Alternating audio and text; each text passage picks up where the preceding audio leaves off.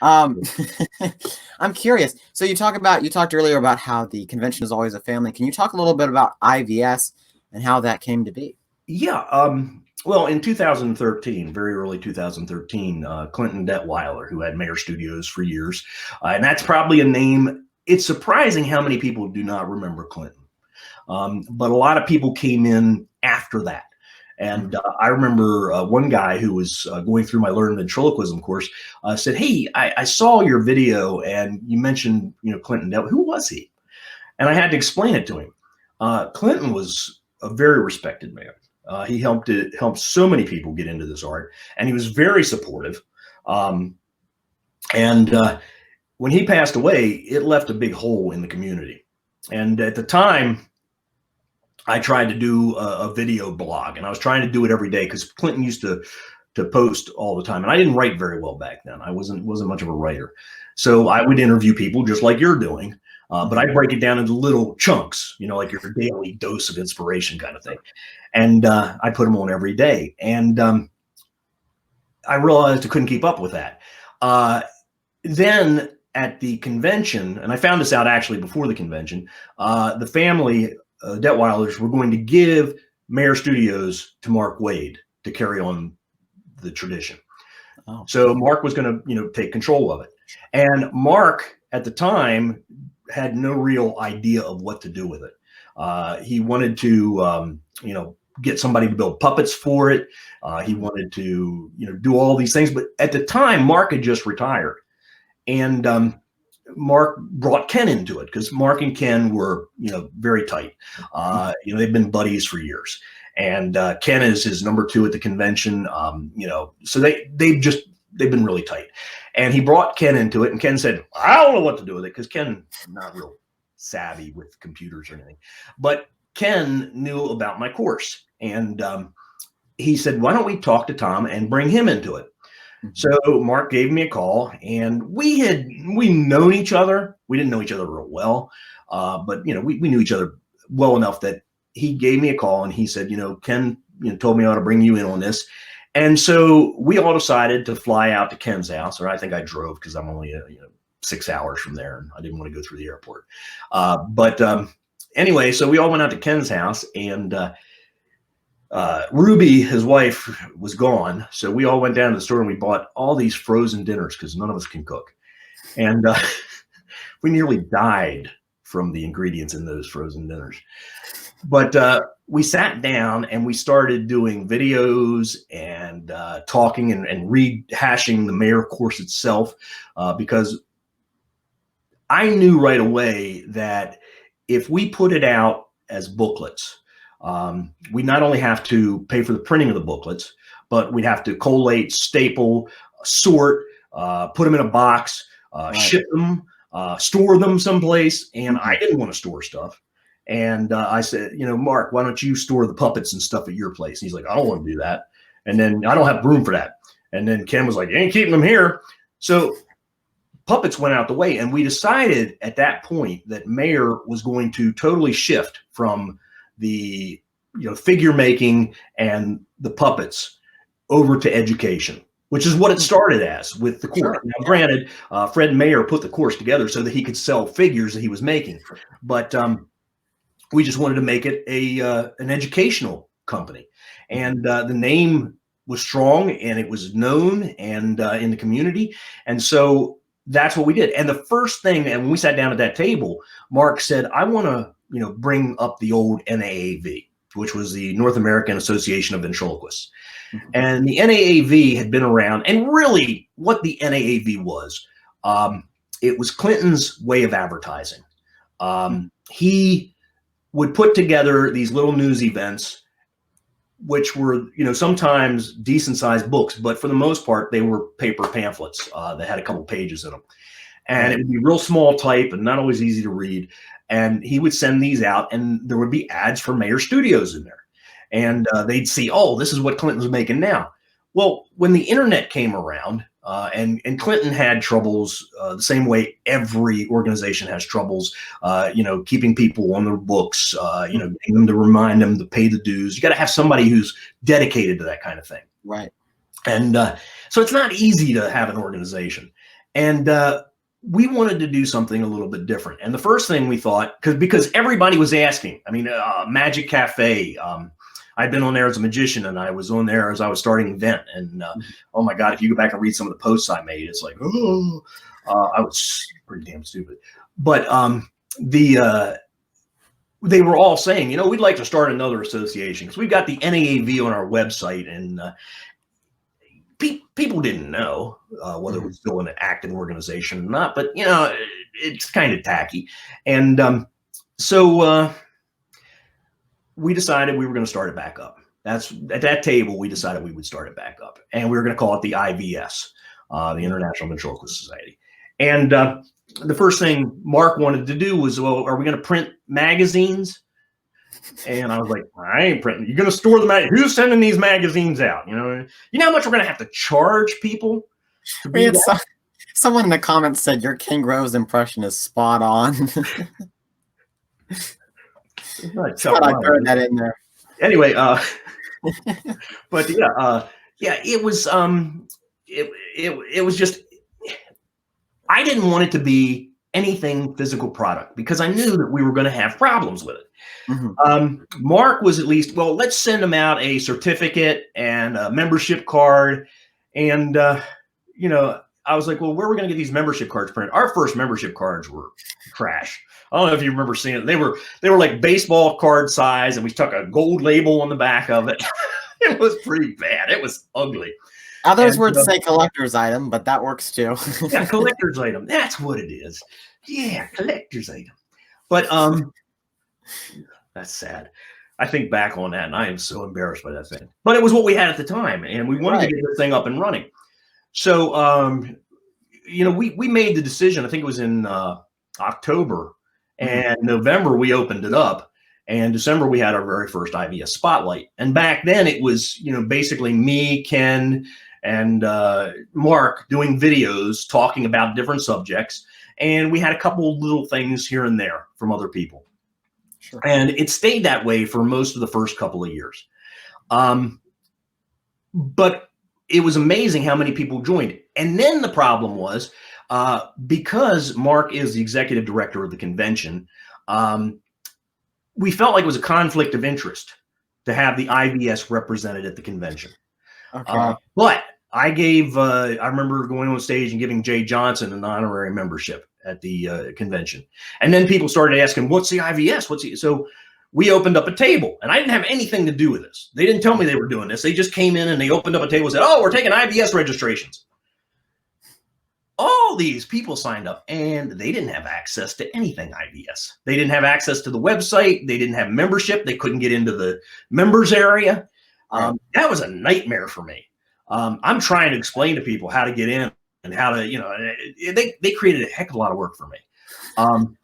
And some people still didn't get it. They went, oh, I'm not going to join again this year because I never got any of my magazines. We don't print magazines. And I want to go back to the membership certificate. One of the reasons we don't print things, the last membership certificate that we actually mailed out had to go to, I think it was New Zealand. And it cost almost as much as their dues to mail it to them. Because it's, it's an 8.5 by 11. Yeah. And we had it in a little portfolio so it wouldn't get bent in transit, and it just weighed enough, and it was of size that it wasn't the whole dues, but it was pretty darn close. I think it was like $24, $25 to mail that thing over there. And we were charging $35 until PayPal takes their cut. It's like, this may not be the best idea. So we decided, okay, we're going to start doing them, by PDFs, and people can print them out. Made sense to me. And then people started complaining we aren't getting membership cards now. And I thought, you don't use them for anything.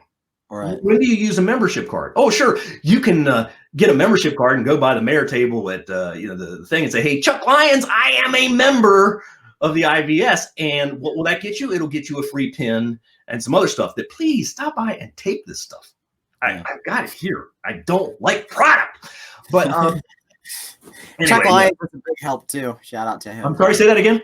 Lyons. He's a big help. Is he here? Yeah, he said he was coming on. He's probably our only guest, huh? But yeah, 20, 30 people watching. How many? 30. 30. Yeah. Good gosh, you people have nothing to do tonight. Well, they're all from your Learn Ventriloquism course, and we've got a bunch of comments saying that you're the reason why they got into Vent, and which is great. So we have someone to blame now. Yeah. And no, but this is great. And you know what? I have your course. I'm a member of the IVS, and I have your course, Learn Ventriloquism, and I go back to it on a regular basis because it's amazing. And you've got so much material on there. Is it? Do you have the Dan Horn arm rod? Is that on the? That is on Bear Studios. Okay. Learn Ventriloquism was mine before Mayor Studios came into the picture. Right. And I think that's one of the reasons I'm part of Mayor, or I am now Mayor.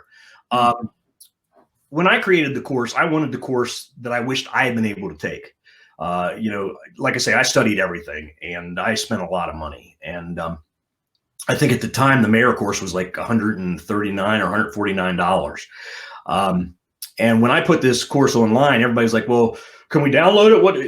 No, it's going to be there for you. And they're like, well, how can you do it at that price? Well, a website isn't free, but it's easily manageable. And Learn Ventriloquism grew so much that it now rests on a private server, which cost me a lot more. But it's grown into what I always wanted it to be. So many people have gone through it. And we have the forum, which I don't know. I think you went in there when you first started it, Landon. But the forum has so much information. And honestly, I don't go onto the site as much as I know it's not as much as I should. But it became what I wanted it to become because Eddie Siller and Ann Seaton and a couple of others, I'm going to forget their names and they're going to get mad. Gary Barlotta, I think. There's a bunch of guys in there who will answer questions for people. And they went through the course. They know their stuff. They know what I'm going to say.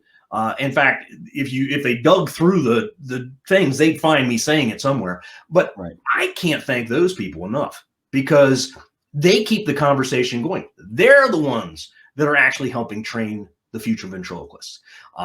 So I'm very lucky to have created that when I did, and I'm just so glad that people like it. In fact, I still intend to update all the videos. I was going to do it last year. I got a 4K camera, and then I looked at it, and I was like, I don't like the quality of that. So, but it is in my wheelhouse to redo all those videos so that they're now, because I look back at some of them, and on my screen, because I've got like high def screens and everything now, I see pixelation, and I hate that. When Dangerous talks, he's looking pixelated.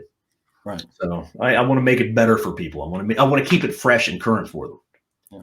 Well, I mean, it's absolutely phenomenal, and it has. Thank you. The price is just you can't afford not to do it because it's worth every penny, and it's such a great course. Can you talk a little bit about what prompted you to start the Savvy Event Planner podcast? Because even though I'm not an event planner, I've listened to all the episodes, and they're absolutely fantastic. To hear the stories. That was a form of content marketing for me. Okay. I work with event planners. Most acts go out and they try to go out through agencies. Event planners are hired by the client or are the client, and they're putting together the event. And when they need entertainment, they would then possibly go to the agency, and then the agency would call you, and you may or may not get the show depending. Mm-hmm. I started building relationships with event planners. They're doing events all the time, and I'm not going to be right for every event. So you need a lot of event planners on your roster. You got to know them. You got to reach out to them. But that's what I started doing. And I thought to myself, how can I serve that market? And I thought, do a podcast on event planning. Yeah. What I didn't realize, and I did 52 episodes, and I have, I think, 3 more interviews that I did, and those people hate me because I never put them out. But the thing I realized was the people listening to that podcast are not the event planners. They're the people who want to get into event planning. And so I was getting all kinds of questions about events, and I realized this is taking me in the wrong direction.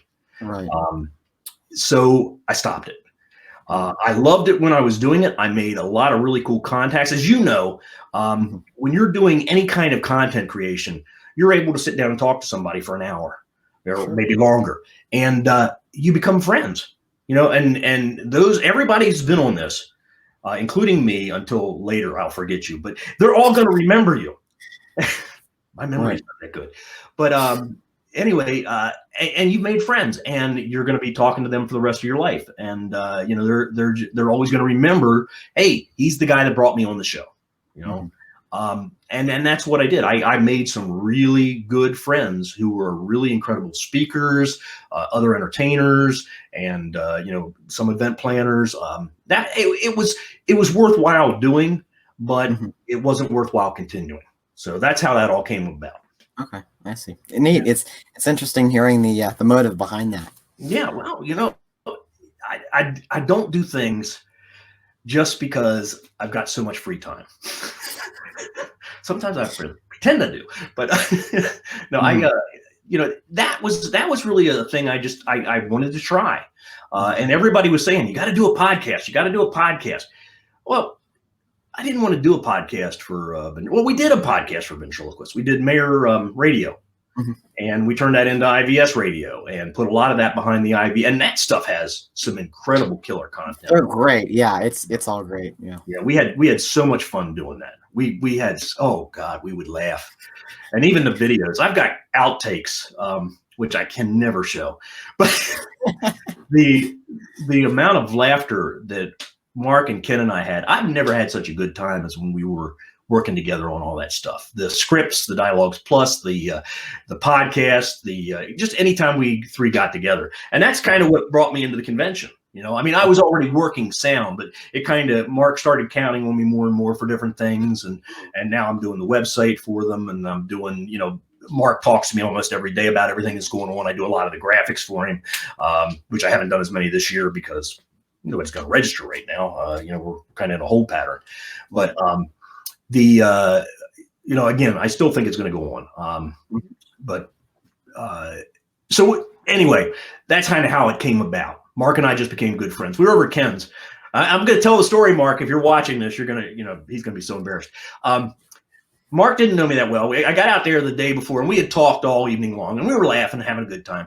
And the next morning, I had slept downstairs in the dungeon basement, and Mark got the guest room with the evil dummy inside, with the eyes that glow in the dark. And you'd have to turn the head around because it was one of those. Who put him out? The sideshow guy. Jimmy Eisenberg. Yes, and it was an incredible figure, but the eyes were freaky at night. Yeah. So and Ruby wouldn't allow it, in her room. So Ken put it over there, and it just freaked out all the guests. But anyway, so I got up in the morning, and Ken was in his office, and I walked on back, and Mark was in the bathroom, and I'm talking to Ken, and on the way out, I hear the shower start, and I knocked on the door. I said, "Hey, Mark, you want me to come in and loofah your back?" And he goes, "Get away from here." He was scared. He thought I was going to come in. So, the loofah became our kind of like, we had little loofah cheers. Right. And the next time I went down to his place, they picked me up at the airport, he and Jody, and they gave me loofah pom-poms. So, Mark loved to have his loofah around. He's a loofah guy. And, but yeah, he didn't know how to take me. He thought I was serious. And Ken's like, he was joking. Calm down, Mark. Because Mark can get a little, intense at times. Yeah. And I just like to poke at him. Wow. I thought you were going somewhere with the dummy, and you bring out the loofah. That was it was just something stupid, and it did across. But that loofah thing is still a laugh between us. Yeah. When Mark went in for his, to give you an idea of our friendship. When Mark went in for his operation, he had the essential tremor, and he had to have an implant put into his brain. And listening to him talk about that, it's an incredible operation, and it's got to be extremely difficult. And I know he was nervous about it. Everybody was nervous about it because, they're going into his brain. So I decided I was going to, do something for him. And what I did was I got one of those kiddie bike helmets, kind of like the ones the people who are going to bang their heads into a wall are going to wear. Yeah. I got one of those kiddie bike helmets, and I put flowers and Marky on the back of it. And I sent it down to him. And when he opened that box, he cracked up. And Jody called and said, I haven't laughed that hard in years. Oh, man. He just went back and had something else done to it. And I said, take along your bike helmet just in case they mess up. So, that's great. That's the kind of friendship we have. It's we rib each other. We have a great time. Well, that's great. That's great because with you three, running the convention, it makes it easier because of that friendship, and it really does. Making sure everything moves, runs smoothly. Yeah, that's truly great. But the thing was, with Mayor, after the IVS and everything, Mark and Ken decided to leave. I can't even remember what year that was. I think it's been on its own for like 3 years now, at least. And or for me, and I asked a bunch of friends to step up, and they've been producing videos. I got to thank everybody that does that. Neil Bacon puts stuff on. David Fowler is putting in recipes. Chuck Lyons. I'm gonna leave people out, and they're gonna hate me. Juan Lu over in the Philippines. I mean, there's just so many people. The Korea, Susan over in Korea, she does stuff. So many. I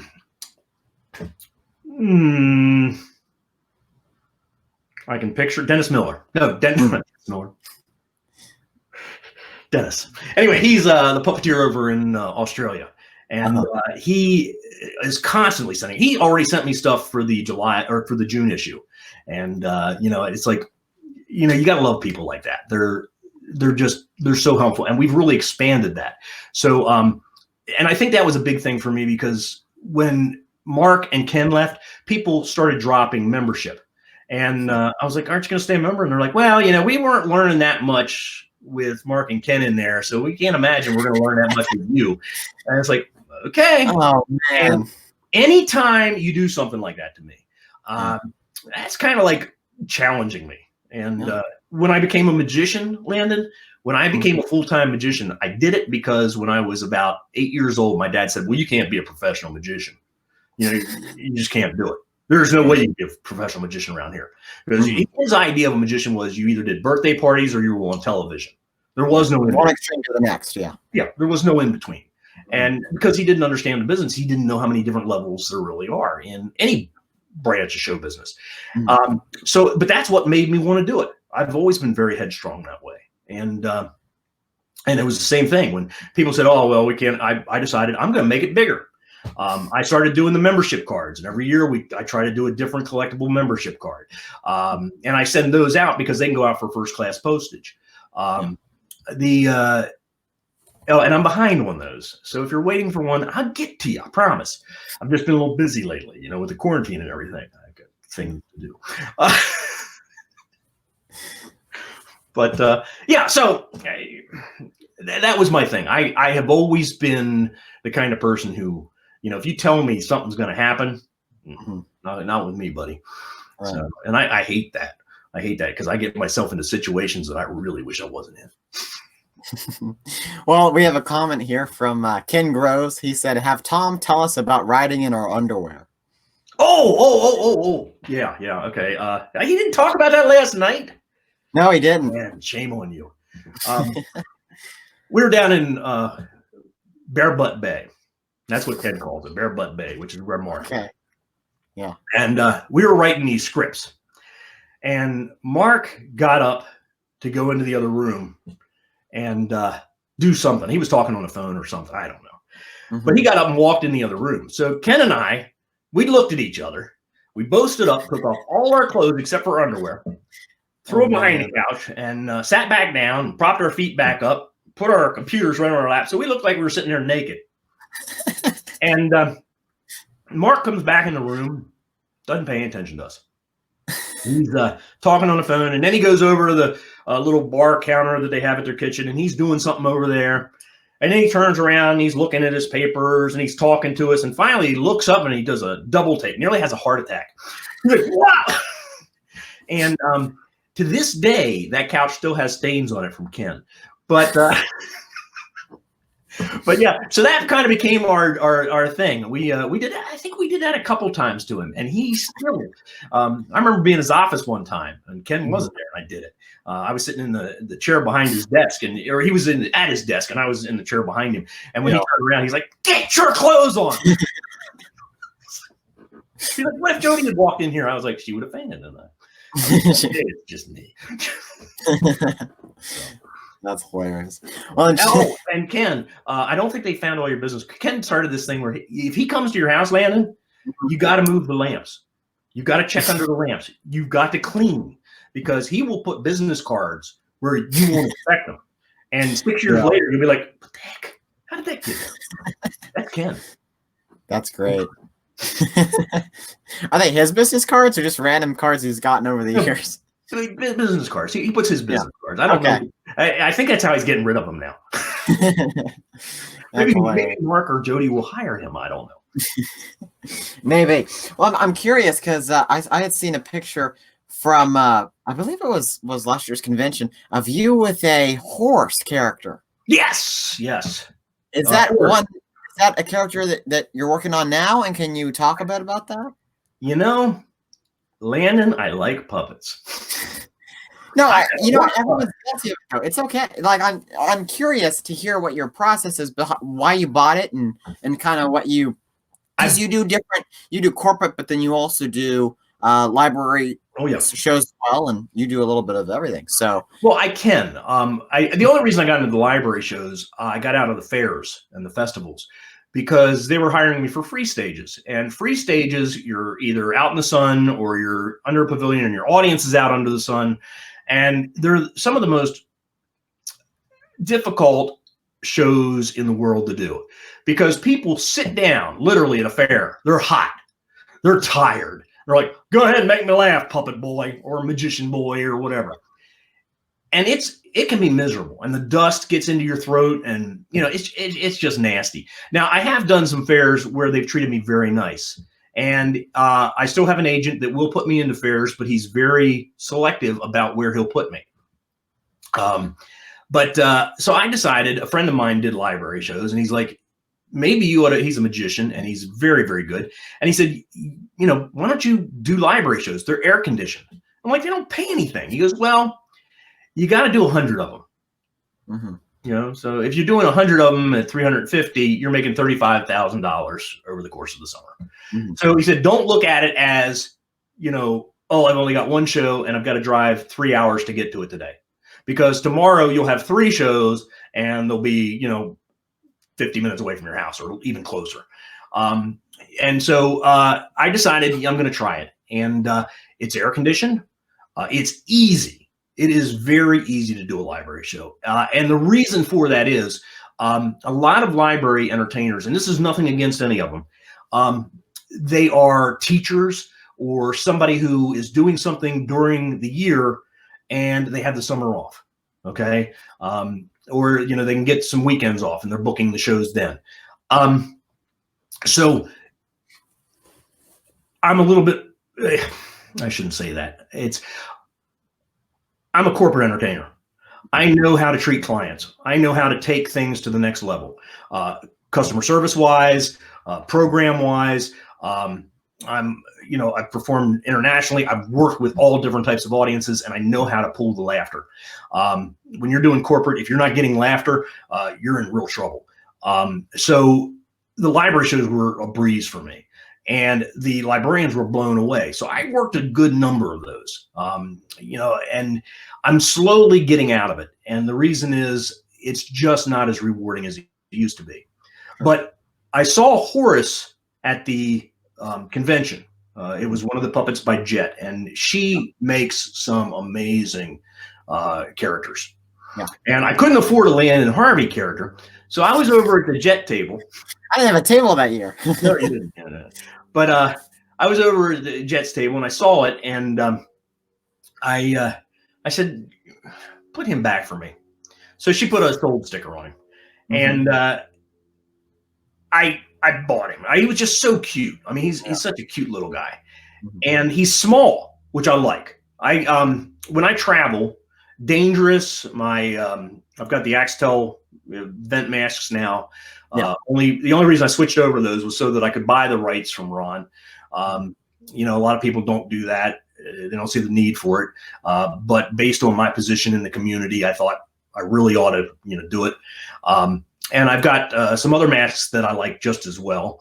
But I'm using the vent mount. But they also probably pack easier too, right?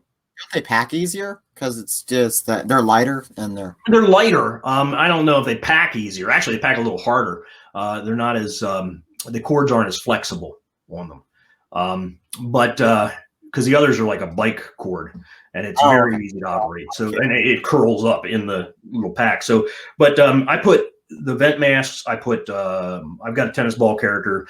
I've got dangerous, and I put all those into a carry-on, which is a Porter case, because it opens up into a dolly and can literally take my suitcase when I get to the airport and I have to pick up my suitcase, my clothes at the thing. I can just open it up and I've got a little dolly to pull around. I don't have a bunch of cases. Oh, that's great. But so everything has to pack small and it has to go into that case. And the horse puppet is small. And I don't think he would fit in there with dangerous, but he would fit in there by himself. So if I decided I was going to use him, that was the thought. And I wanted to create another really strong character. And I got him, and I basically took a country bumpkin kind of character because I've always liked, rednecks and country bumpkins. Trish Dunn has an incredible redneck reindeer. Yeah. Have you seen it? Also by Jet. So shout out to Jet at the and I'm planning on doing a Puppet Builders Week. So we'll have her on here. Okay, cool. And I want Barry Gordimer to build something for me. I've got an idea for a albino black bear who's just kind of shallow in the gene pool. But I started playing with this horse, and it was going to be a country bumpkin kind of character. And the one thing I came up with was his name is now Horace. I thought it was Horace. He goes, well, it was. But people come up and go, what's your name? Horse. We know you're a horse. What's your name? Horse. And then they back away slowly. Something wrong with him. Get him that Marky Wade helmet. So, that was the kind of thing I was playing with. And honestly, I do so many things between the IVS and the, my own business and my shows that I travel for. I've got a couple of side businesses that I do that are online, that's been a godsend for me during this, lockdown, this quarantine, because I'm still earning an income. And that was always my goal online, was I wanted to create some stuff that would give me an income when I retire and, still bring some money in. So thankfully, I'm still making course sales, and I'm still, selling mayor stuff, and I'm still selling, IBS memberships, and I'm still selling for my other company, other little online businesses, and all of them are information based. I don't do anything where I have to do physical product, but so this was going somewhere. You're talking about Horace. I was talking about what? Your horse. No, it wasn't. And yeah. Oh, the horse. Yeah. Okay. Yeah. So I haven't played with him as much as I should. And I was going to put him in the library shows this summer. And because I'm phasing out of the library shows, because that's the other thing. When you're breaking something in, you can't break it in at the level of, a corporate event. You got to do it in the small shows. And for me, the small shows were the library shows. Are the Knoebels Park that I've been playing for 25 years now. So they're the smaller programs, and they're the ones where I can bring out something and test it, and then test it again, because usually you're doing multiples of those shows. I used to do a thing called Beach Street USA down in Virginia Beach. They'd pay me to come down and work street.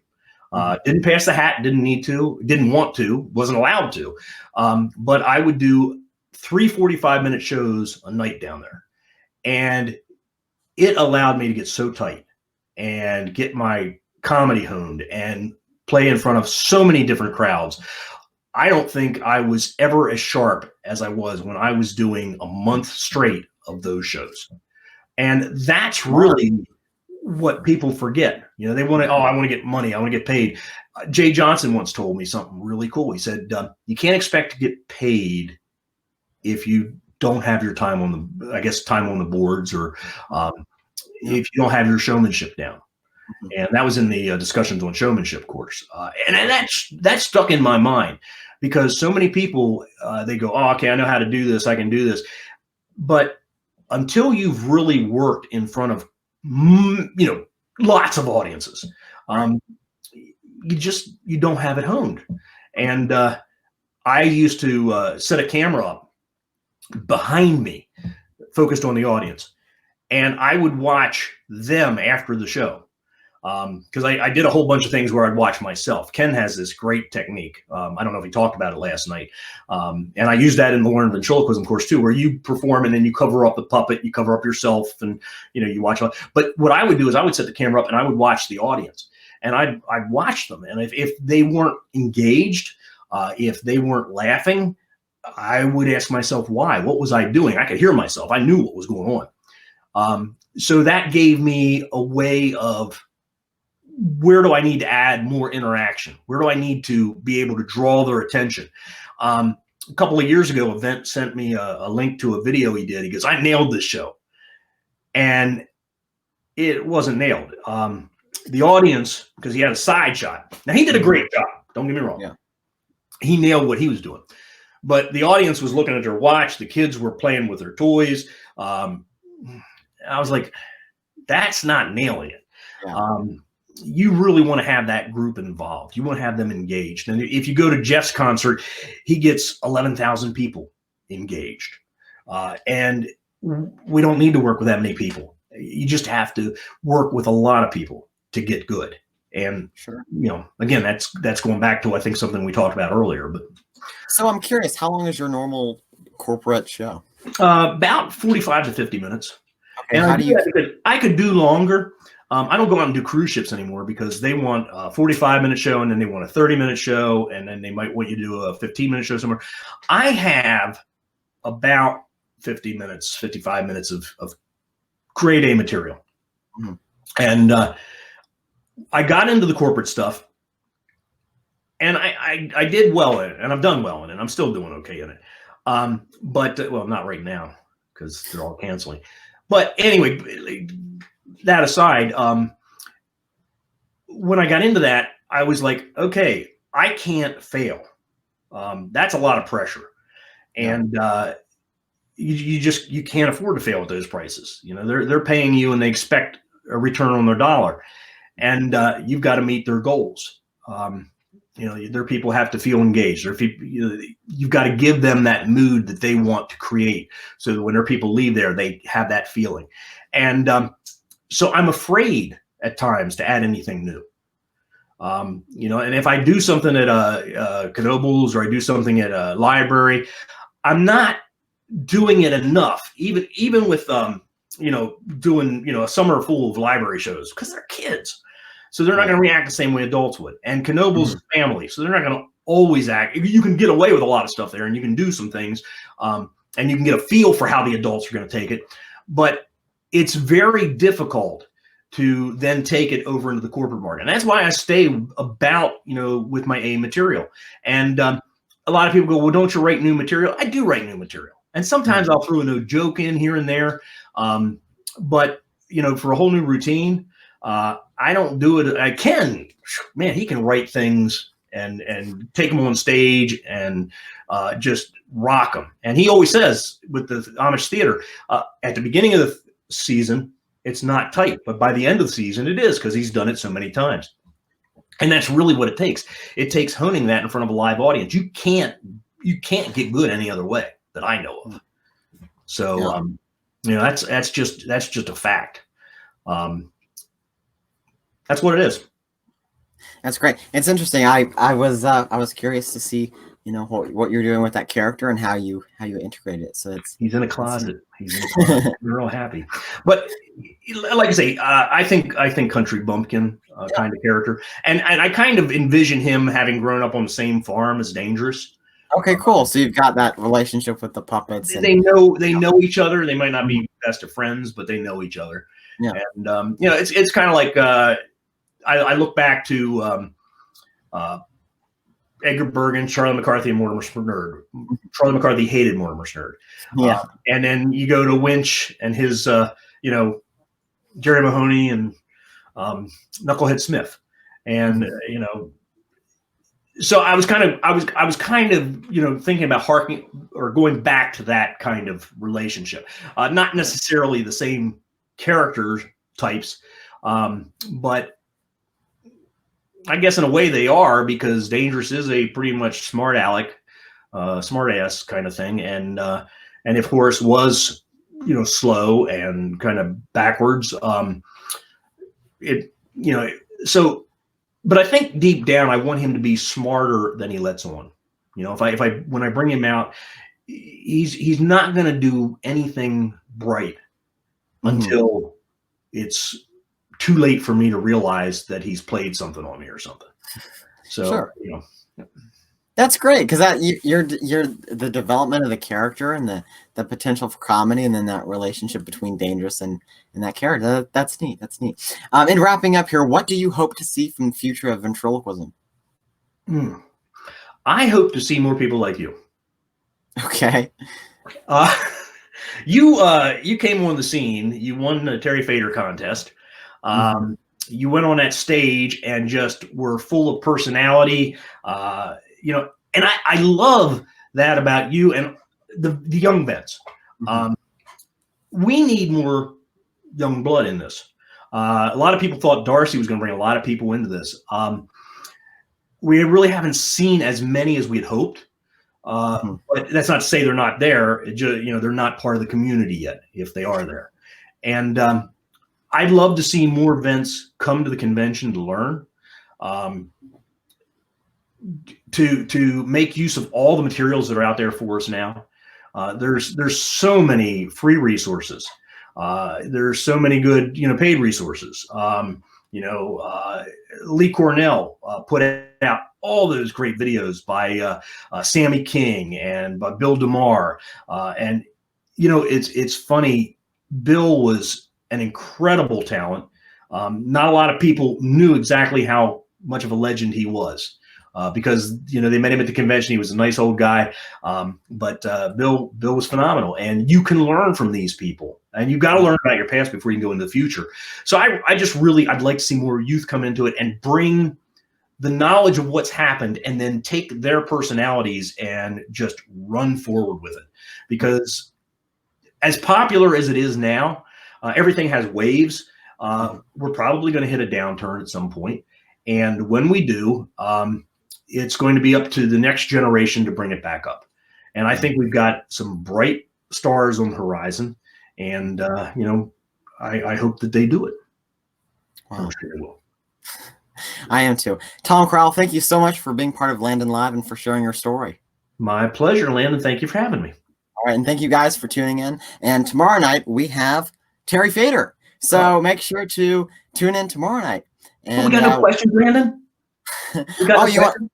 Well, we can see we have a lot of shout outs to you for Learn Ventriloquism. Someone had asked about how to become part of the IVS, and someone already answered. So you've got people that are already on your side, and that's phenomenal. And I think we're all good. I mean, we got all of our questions down. So, yeah. Do you think? Oh, well, we already talked about the convention happening this year. It's on until we hear something else. So. Yeah. And we really, again, we are at the mercy of the governor of Kentucky right now. So as soon as we know something, we'll let you know. But I watched all these conventions canceling, and this is back in March, and I'm thinking this quarantine isn't going to last that long. It's not going to last into the summer, and I'm surprised it's lasted this long, because I know it's I probably shouldn't go into this, but I know it's everybody's worried about it. But I honestly think I came down with it back in February, and it was bad. But they say it's been around since October. So where were the death spikes in November, December, January, and February? They attributed it to something else. Well, you'd still think, well, why are the deaths from this going way up all of a sudden? I'm not sure. I know it's bad. I know it kills people, but so does the flu. So does tuberculosis. So does diabetes. So, you know, you get a cold, everybody's like, stay home. No. I'm going to start going out, folks. So I'm sorry if I tick you off, but I'm an introvert, but I got to get out. That's going to be that little clip of you talking right there is going to be the intro to the convention this year. Great. Oh my gosh. Well, thank you so much for being a part of this, Tom. And thank you guys for tuning in. This has been so much fun. Take care, Landon. Thanks. All right. You too. Bye.